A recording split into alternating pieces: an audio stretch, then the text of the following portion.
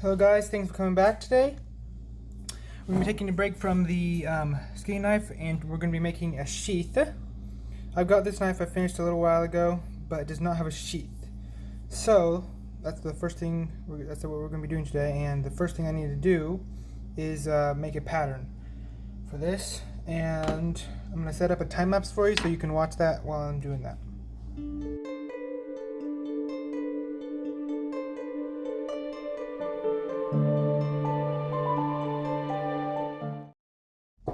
Alright guys, here's the pattern. I've just finished cutting it out, and I'm just gonna trace it onto the leather and then cut it out and see how it fits on the knife. Make sure everything's lining up well, and then we'll probably cut out a welt for it, and then we'll get on to the next steps.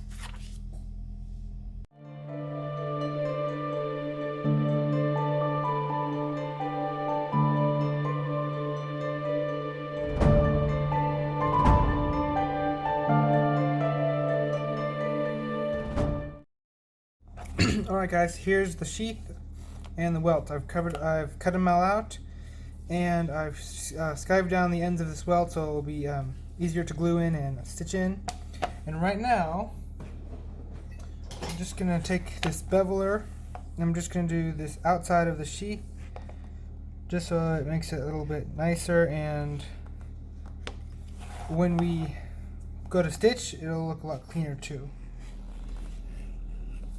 So I'm just going to go around off this edge right here.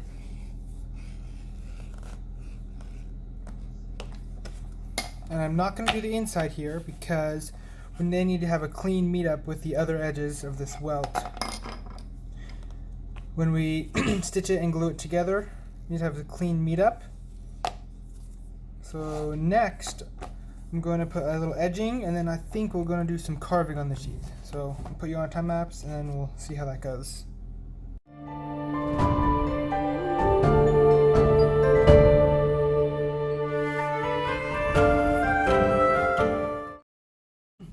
Alright, I've just traced the pattern on here with a pencil, and now I've got my carving knife with a small angled blade.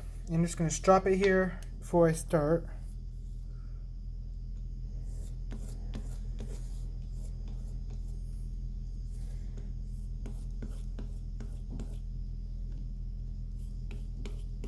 Alright. So I'm just going to slowly go around, make sure I get each cut nice and straight. Then we'll start on the stamping and the adding of the details and the rest of stuff like that.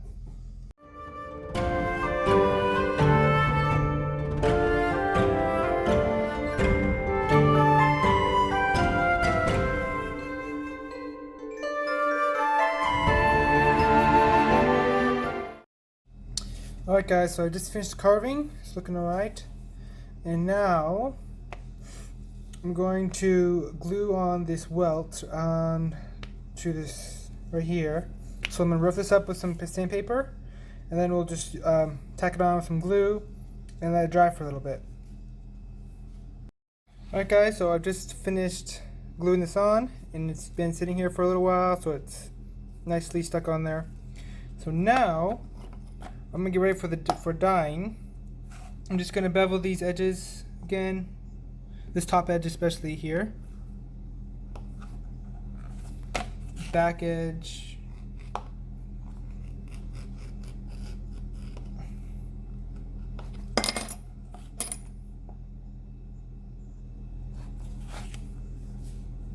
there we go.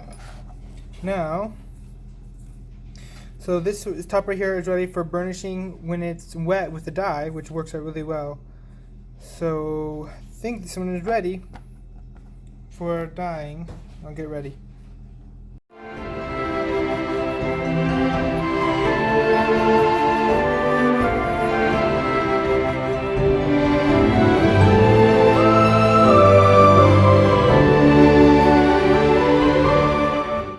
Alright guys, here's the sheath for the knife. I actually lost the camera footage for that because my camera died, but I think what the last thing you saw was me punching out here.